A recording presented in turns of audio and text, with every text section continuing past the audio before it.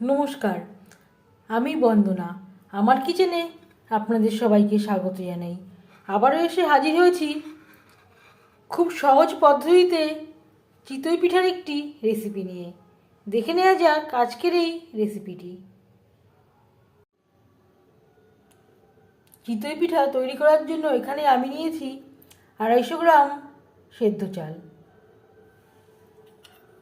যেই চালের আমি ভাত খাই, ছোটো দানার, আমি সেই চালটা নিয়েছি। চাল আমি পরিষ্কার করে ধুয়ে নেওয়ার পরে প্রায় 14-15 ঘন্টা ভিজিয়ে রেখেছিলাম। এবার আমি চাল মিহি করে বেটে নেব। চাল বাটার সময় একটা জিনিস খেয়াল রাখতে হবে, একবারে কখনোই বেশি জল অ্যাড করবেন না। অল্প অল্প করে জল অ্যাড করে চাল বেটে নেবেন, না হলে চাল বাটা ভালো হবে না। চাল যেহেতু আমার ভেজানো ছিল, 2-3 বার ঘুরিয়ে নেব, তারপর অল্প অল্প করে জল অ্যাড করে মিহি করে বেটে নেব। যেহেতু চাল আমার অনেকটা সময় ভেজানো ছিল, তাই আর জল অ্যাড করবার প্রয়োজন হবে না।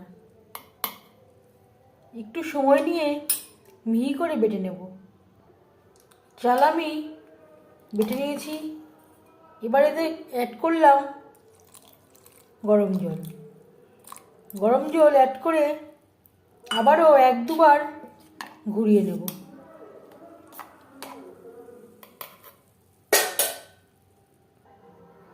একটা বলে ট্রান্সফার করে নেব। এখানে মিক্সচারের জারটা ধুয়ে খুবই সামান্য পরিমাণে জল অ্যাড করব। আমি এখানে গরম জলই অ্যাড করলাম। বেশ ভালো করে মিক্সড করে দেব। হাতে যদি সময় থাকে 15-20 মিনিট রেস্টে রাখতে পারেন। একটা কড়াইতে রিফাইন্ড অয়েল এভাবে একটু ব্রাশ করে নেব।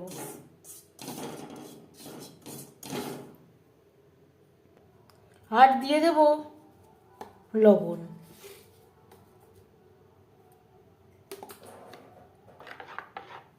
বেশ ভালো করে ব্যাটারের সাথে লবণ মিক্সড করে দেব।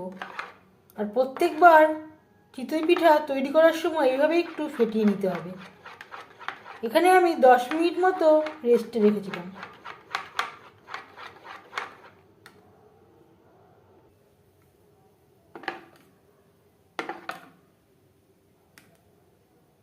কড়াই আমি হাই ফ্লেমে গরম করে নিয়েছি।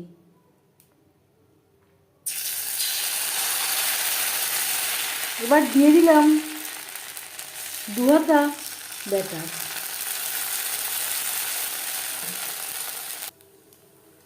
হাই ফ্লেমে কড়াই গরম করে নেওয়ার পর গ্যাসের ফ্লেমটাকে আমি লোতে করে দিয়েছি। আর দিয়ে দিলাম সামান্য পরিমাণে জল।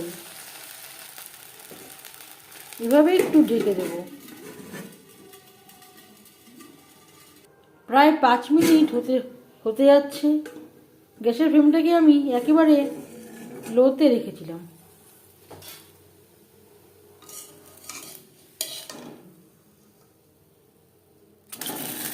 ঠিক পেছন সাইডটা এমন হয়েছে। একটা পাত্রে উঠিয়ে নেব। যদি আপনাদের কাছে ব্রাশ না থাকে, এর পরিবর্তে বেগুনের বোটার সাহায্যেও তেল লাগিয়ে নিতে পারেন। আবারও বেশ ভালো করে ফেটিয়ে নেব।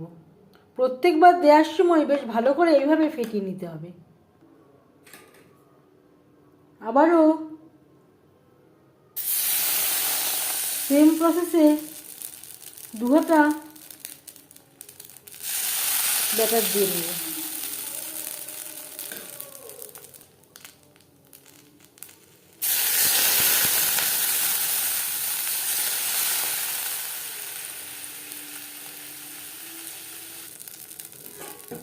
আবারও 4-5 মিনিটের জন্য ঢেকে দেব।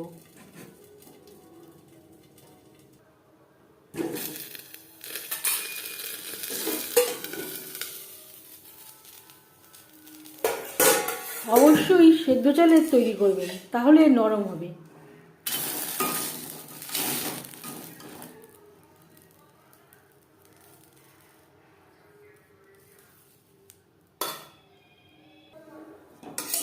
এইভাবে প্রত্যেকটা পিঠা তৈরি করে নেব।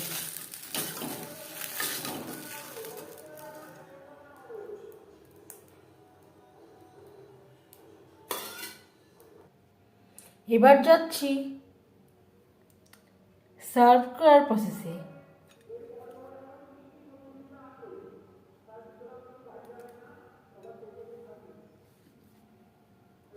প্রত্যেকটা পিঠা এইভাবে ছিদ্রযুক্ত তৈরি হবে। বাজার থেকে আর চড়া দাম দিয়ে চালের গুঁড়ো কেনার প্রয়োজন হবে না। অবশ্যই সেদ্ধ চাল নেবেন। এটা পেছনের সাইডটা।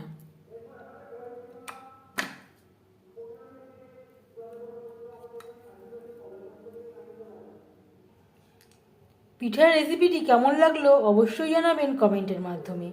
যদি এই রেসিপিটি ভালো লেগে থাকে লাইক করবেন, শেয়ার করবেন, সাবস্ক্রাইব করবেন আমার চ্যানেলটিকে, বেল আইকনটা প্রেস করে দেবেন। যখন আমি নতুন ভিডিও আপলোড করব তার নোটিফিকেশান সবার আগে আপনার কাছে পৌঁছে যাবে। আপনারা সবাই অনেক অনেক ভালো থাকবেন। এই ভিডিওটি দেখার জন্য ধন্যবাদ।